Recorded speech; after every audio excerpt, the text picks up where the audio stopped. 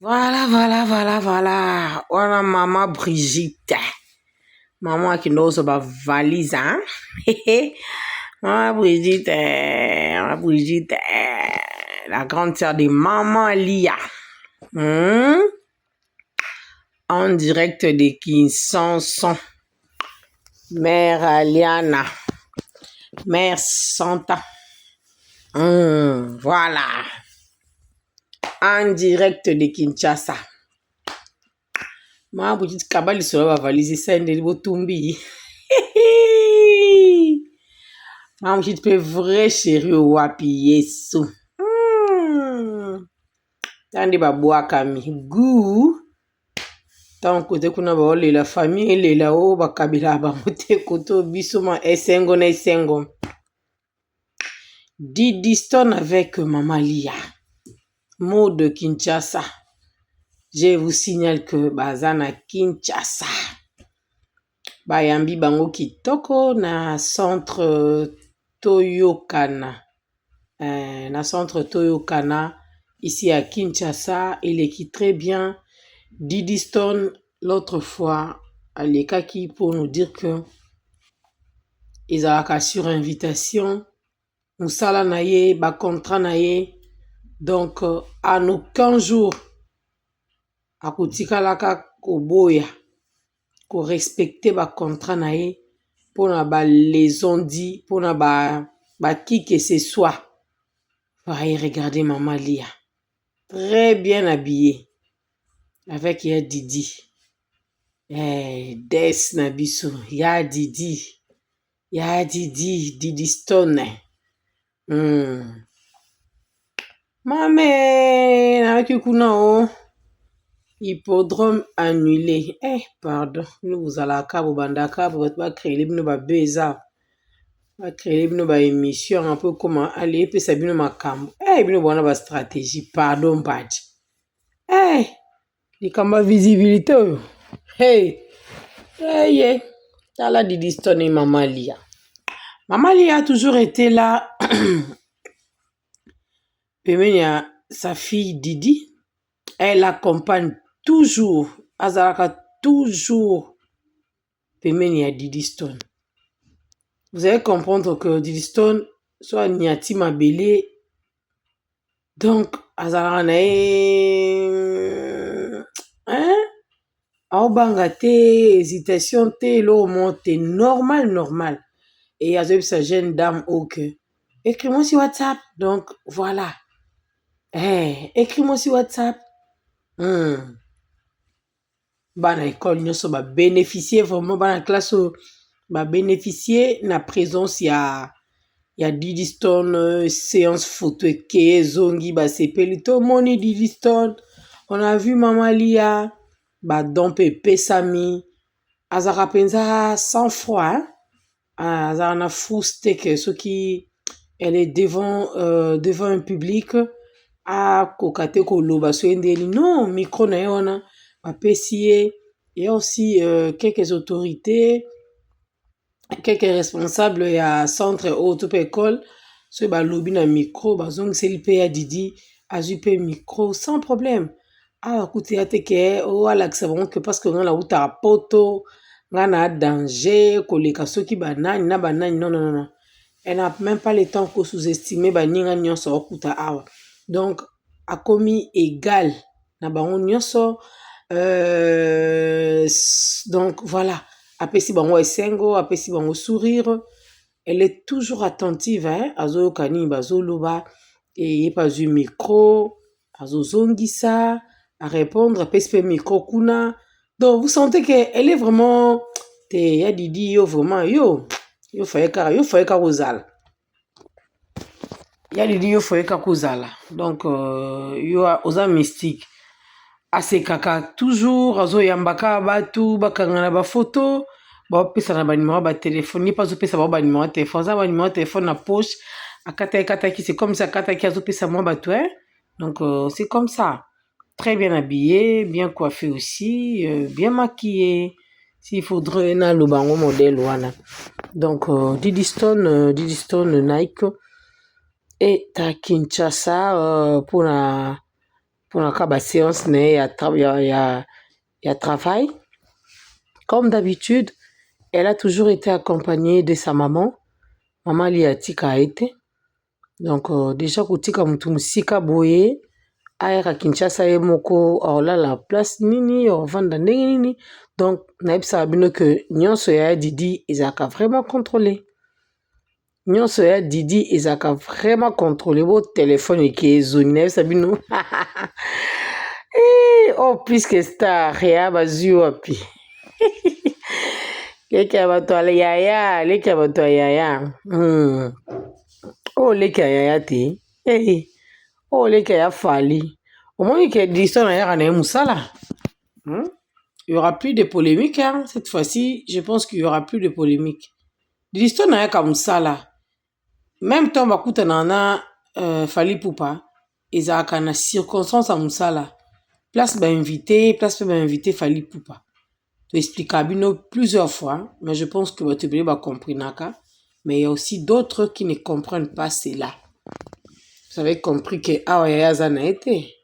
Quand il ne s'agit pas du Fali ici, donc Didiston est là. Elle est venue faire son travail. Très bien accueillie, je vous dis, comme une reine. Très bien accueillie. Sourire, Kaya se gane. N'habitez maman, il y a Didiston à Silikaka. Ma Brigitte, à Silikape. Ase karakaka. Aza na lourde tâche au Bapesae comme ambassadrice. Elle fait son travail. Mais moi, je m'aimerais dire aussi à Didiston, je sais que c'est vraiment difficile. Est-ce qu'il n'y aura pas moyen à collaborer pena ministre Nabiso ya éducation, ministre enseignement, alandela marambo wa mabujiti wana mama kidozo ba valise yeyo o kakole mama Brigitte jita biso benga bujiti ba jita mamu jita amoni ndeko ne wana beti lisulo biya ya tika leki na ngai akena bimisi ba valise ya tika na kati ba pupola biloko ezate ba pupola eza te. Normalement, elle garde toujours sa beauté. Hein? Elle garde toujours sa beauté, en tout cas. Et quand elle s'habille, au monde qui est simple, qui toko, le câble, makasi, mais elle a toujours bien. Pas trop de griffes. Donc voilà, ici c'est à l'école, Bayambi Bango. Nous allons les bienvenus. La la la la. Nous allons la la. Donc, vraiment, c'est ça. Avec le ministère de l'Éducation, le ministère de l'Enseignement, je disais, ce Bako on a déjà collaboré aussi avec Didiston. Et puis, la période monte aux alarmes, surtout 20 aux don de la Belgique, Babik, Bakaye, Babiloko Soana. Je sais que Didiston n'a pas vraiment assez de moyens pour prendre cette responsabilité, pour prendre toute la charge. Mais elle a vraiment de très belles idées qu'elle peut aussi donner au ministre, ici, pourquoi pas au gouvernement congolais, pour le secteur de l'éducation, pour le secteur de l'enseignement, pour la jeunesse aussi. Elle peut aussi avoir quelques idées. Pourquoi? Parce qu'Aza Motoyo, Aza évolué beaucoup plus dans l'Ibanda. Azo Mona, ata enseignement kuna, qualité et niveau. Azo Mona qualité et niveau. Parce que au moins, on a la classe. Mais les conditions sont réunies. On a la classe, aye kaka. Mais l'enfant n'a rien capté. Donc, voilà. Maman Lia est là, Batbakomi, na moni Didiston na maman na ye Lia. Silence toujours, focus. Maman Lia dans le calme. Elle fait qu'avancer, elle fait que soutenir sa fille qui est sa meilleure amie, sa meilleure copine. Donc, so kutena maman moko aza kosunga ona ba idée azotika yote, ça fait vraiment du bien.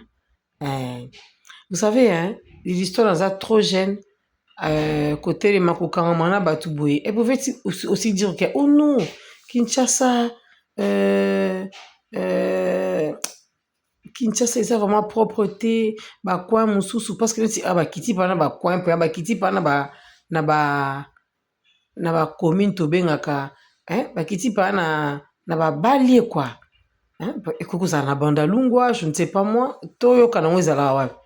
Bakozala bakiti na Ngiringiri, bakozala bakiti na Kasavubu peut-être. Donc, ozomona banzela ba terrasse ba makambo ebele. Mais aza ko sous-estimer le côté parce que donc je fais partie de la RDC. Je suis congolaise, fière de notre drapeau. Alors, je suis là pour soutenir la jeunesse. Elle a aussi un mot à dire, n'est-ce pas? Didi peut dire juste un mot. Ou un peu mon cause, absolument pas. Moi, il a bien. Tu fongo la paix chante, tu peux ça, peut moi le quoi, il a peut changer, peut ma cambre. Ozomona. Donc, na cadre wana. Alors, ils sont dans sa longue anzala. Tant va famille, ya nanyo, bro, l'anzala, kuna na moni ba live, kuna salama.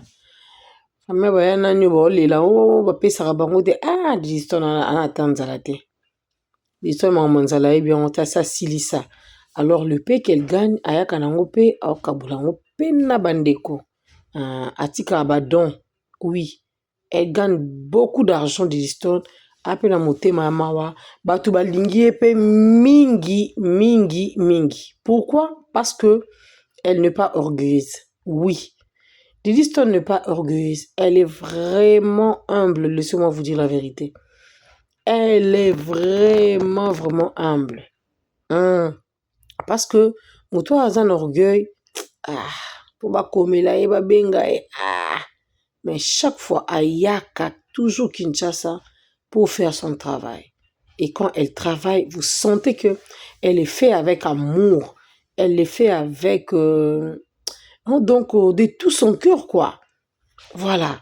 Et quand elle termine ici, ce contrat me appelle moi coach non défilé morizali na wab ce que azu sous avion yewana mati donc afin benga de Liston chéri et bae ako longwa ki Côte d'Ivoire longwa ki Angola ki donc parcours na vraiment eza kitoko parcours na eza vraiment kitoko. Elle est vraiment une grande bénédiction pour sa famille. Ça fait vraiment du bien. Moi, l'amour est qu'à Pessika mot d'ordre dans le but. Non, il n'y a rien. Le divorce a été prononcé. Il n'y a rien. Il faut laisser. Il faut. Bah, tu vas tika peko. Oh. Mais Didi a parlé, non? C'est Didi Stone qui parle. Elle a parlé. Tout le monde était d'accord. Donc, voilà. Elle est à Kinshasa. Où bien que ça qui peut l'école. Attends, école eza etengama ebonga te sala so endelinyana appeler de distance peut-être peu à cause de la charge en makamususu et ça là vraiment bien. Ba doléance eza ebele na école nde papa na msazo lobana ba doléance. Donc yazali aza comme envoyé à Yoki et tongo okende apesi message. Vous savez, j'étais dans un centre, je vécu des choses, hein. Non, mon pays, le Congo a des sérieux problèmes. Le professeur souffre, les élèves n'étudient pas dans de très bonnes conditions. Apesi, donc voilà un peu. C'est ce que tu as solution, ce que tu as marapinza. Bon, il y a bien, il y a qualité. Pas trop d'élèves dans une salle de classe. Professeur peut être allié. Et à professeur aye wana net mutazo linga kwe autant sa miso c'est lembi. À ce moment sous bien tes tensions. Non, on n'a pas besoin de ça. Bon séjour à toi Didi Stone Naika Kinshasa. Peut-être le temps tolo baboso monoso tenga minoso kei. Vous voyez que tant bon bayaka te pour qui était mal le pont à Montfleury. Quand elles viennent ici à Kinshasa ou quand elles sont à Kinshasa, c'est pour leur travail. C'est pour répondre aux invitations. Dès lors, on parle de là. Mais là, on va le souter. Mais là, on va le souter. T'as mal, alubani pekate. Azara trop calme, alubate. Mama Lia alobani mingi ta diso kuto bouger abeta ta maboko. Diso na bouger mama boye diso na linga sko bazo sepela.